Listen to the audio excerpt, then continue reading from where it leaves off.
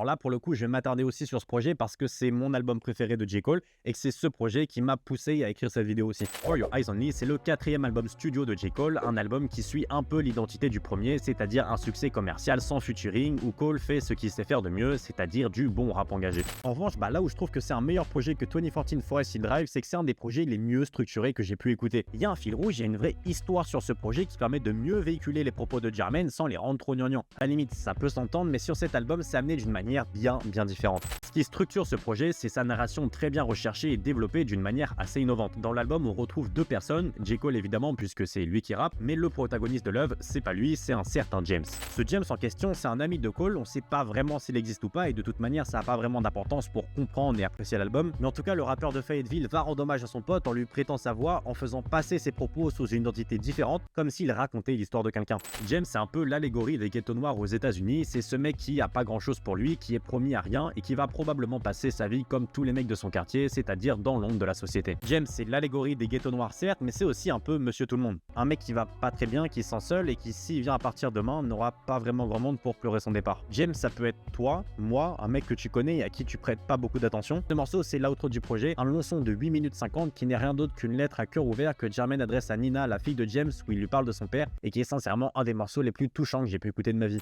Mais l'album rend aussi hommage à tous les James présents dans les ghettos aux États-Unis qui ont passé une vie dans l'ombre de la société et qui décéderont tout aussi silencieusement d'une manière tragique comme bien trop souvent malheureusement. Si vous avez jamais écouté cet album, foncez les frères, c'est clairement un album qui ne laisse pas indifférent.